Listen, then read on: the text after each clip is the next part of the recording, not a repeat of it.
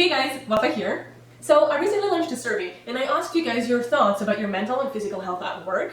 And I also asked you what were the things in your life you wanted to work on and change so that you would improve your health and reduce anxiety and stress in your life and also progress faster in your goals. And the common answer I got, one of the common answers I got from that survey was how to stop comparing ourselves to others and be threatened by competition, because that brings a tremendous amount of stress to all of us. So, as you can guess, in today's video, I'll show you practical ways you can stop comparing yourself to others, and I will show you how to deal in a much healthier way with competition, and instead leverage it as an endless source of inspiration. So without further ado, let's dive in. Do you ever get stuck in a comparison paralysis where you compare yourself to someone around you, and as a result you feel terrible about yourself? You feel like you're behind in life, and you just bring yourself down, you feel some sort of shame, you feel inadequate, and you tell yourself at the end of the day, okay, what have I been doing all my life? Why have I not figured this out? Whatever it is. Trust me, it all happens to us. It happens to you, it happens to me, it happens to all of us, and it's extremely normal. Now, comparison is not necessarily a bad thing. It can actually be a pretty good strategy for you to raise the bar and demand more of yourself so that you can reach the level of achievement set by other people. But the thing is, most of the time we do comparison wrong. We focus on the wrong thing. See, when I see comparison sometimes it's done bad for many of us, is because we tend to focus on what's lacking in us. You know, we focus on our shortcomings and what's wrong with us, and we compare it side by side with the highlight of others, their milestones, their biggest achievements. And we wonder, oh, well, why am I feeling so bad? Well, no wonder, because it's unrealistic to compare yourself to someone who has made it and then compare next to it what's wrong with you. It's not fair. You would never do that to someone. When it comes to us, when it comes to our own selves, we're extremely judgmental and critical. And we think that's a productive way to demand more of ourselves. But again, most of the time it's done wrong, and it does the exact opposite. It brings us down, makes us feel terrible about ourselves, we feel paralyzed, and then instead of actually working and, taking action to make that thing we want happen, we just sit back, or we numb ourselves emotionally, and we just freeze. We don't do anything, and then we repeat the cycle on and on. Now, the good news is competition is actually a great thing. It's literally just here to tell you how you can level up and how you can improve your already existing skill set and your life circumstances so that you get that thing that you're striving for. And so now I'm about to talk to you about the ways that you can use competition as an endless source of inspiration and, again, a powerful fuel for growth. Let's get started. Tip number 1, get to know yourself. What do you think about yourself? What do you base your self-esteem on? Pay attention to what you think about yourself and how you define yourself, your skill set, your strengths, your flaws.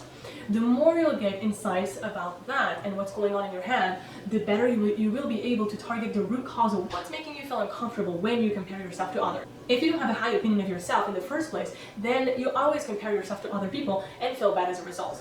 So you really want to get started on getting to know yourself more and honing in on your strength and skill set so that you won't feel less than, worthless, when you're surrounded by people who excel at something that you want to excel at too. Now, I have an exercise you can do to help you do that. For a week, pay attention to your thoughts and what's going on in your head and how you describe yourself in different situations. The reason why I chose a week is, for me, it's more representative because in a week we go to work and then we are in social settings or we're with family, so there's a wide array of situations that can tell you a lot about who you are and how you react. And so pay attention to your thoughts during those moments. Take notes in a notebook, and whenever you have negative thoughts about yourself, really reframe them instantly on the spot with positive affirmations about yourself. That makes a huge difference because that way you will be able to reframe your mindset, your thinking patterns, and how you define yourself. Okay, so different place, same person. My battery died, so yeah. Let's get this out of the way and get back to it. What is it that you like in other people? What triggers comparison with other people? Is it money, status, relationships, or maybe physical appearance or personality traits? Whatever it is, these are extremely useful hints. There are high chances that that thing that you want so bad and that you see in other people is already something that exists in your life, or something that's begging for attention because it's something that you probably have and that it's craving to be developed and multiplied. Whatever it is. So you can see how we're starting to really use competition as a source for growth. Noting these comparative triggers on a notepad and then counteract them with positive affirmations about yourself to really reinforce your self-love and how you place yourself first in the narrative. Then only you'll be able to work towards those goals. Tip number 3. Remember, you are in control. It's important that you realize that you have everything you need to make your goals a reality. You have everything to make your dreams come true. And it is extremely important that you believe in it too and you realize it. I know this is something that's thrown around everywhere nowadays and you hear it often, but it's so important again that you believe it, is you have a hidden potential that is dying to be exploited. You know, excuses are destructive. It makes a huge difference once you understand that you have the potential to really reach those goals. It really takes you from this place where you're just giving up and really putting excuses at the front to a place where you're in control and you're like, okay, I know my life circumstances are this and that, okay, long hours, I don't have time, I barely have time to do my laundry on the weekend, but I can make some quick changes and work my life around in a smart way so that I can leverage on these moments to just take my life to the next level and, you know, press forward, progress, grow, and get the things I want. And when you do that, that's really when you change the game. Once you understand that you're in control, you no longer rely on excuses because you understood that these excuses are destructive and they're kind of like this self-made prison in our head. And you start emancipating yourself and being back in control. And that is really powerful. I think this so far is my favorite tip because, you know, it makes us understand that we have the choice. We become what we think. And so when we think we're in control, then we can create anything. We're limitless. And it takes us from a place of mediocrity to a place of literally unlimited potential. Tip number 4. You are your only competition. All paths leads to Rome, right? I mean, it's true. Every time I hear this saying, it really reminds me that it's true. Whatever what we do, whatever what our journey is, we'll always end up in the place we're supposed to be because what is ours is not going anywhere. Then you understand that the only thing you need to focus on is yourself and on taking consistent action. And then really compare yourself versus the person you were yesterday. And really make sure that your future is always bigger than your past. Number 5, surround yourself with inspiring people. At school or when we prep for interviews, everyone tells us that we have to join a network of influent people that are already working in these companies that we want to work in because they have an insight on what's going on in the company and therefore they can tell us, you know, they can give us some tips on how to better fit in those teams and how to ace the interviews. But no one really tells us, okay, you need also to make sure that you join a network of understanding people. People who are raw and honest and are really geared toward growth and self-development. People who are not afraid to show their vulnerabilities, you know, and are honest about them so that they can really support each other and make themselves accountable for their progress. Doesn't it sound so much better than be surrounded by people who just pretend to have it all figured out? It's extremely unrealistic, right, to be surrounded with people who wear a mask and just pretend all day. It's exhausting for them, and it's exhausting for us, because it causes, again, those comparative triggers that bring us down. At the end of the day, no matter where it is, whether on Instagram, or when you scroll on LinkedIn, or at a corporate event, no matter where it is, when you're surrounded by people who are not really their real self, and who wear a mask, you will compare yourself to an unrealistic standard, you know? And it's not going to do you good, it's not going to do you justice, it's not going to be productive for your growth.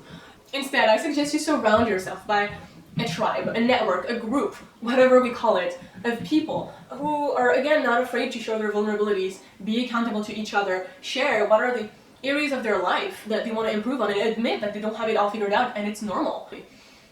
And so, once you've done that, you'll feel so much better, because then you'll feel like you're part of a supportive group, a group where everyone can grow at their own pace, with respect and understanding, and, you know, pull each other upwards. Another thing you can do is, for example, on Instagram, because everyone's talking about it, is to unsubscribe from all the pages that sell this unrealistic dream of a, you know, perfect life and are showing the perfection in some areas of your life that you're not ready to focus on at the moment. So if you're not ready to focus on having a six-pack at the moment because you're extremely focused in your career, on your studies because you're applying for an MBA or passing a certification exam, then during that moment, I think it's wise to unsubscribe from these pages so that you just focus on what you are doing at the moment. You are accomplishing already a lot, and really look at that. On LinkedIn, it's the same concept. No one, again, on LinkedIn posts about that fight they had with their boss. No one really shows a photo of that night when they had to sit at 6 a.m. eating mediocre sushi at their desk, right? No one shares about that all-nighter they had to pull out to fix a mistake they've done in this extremely important project.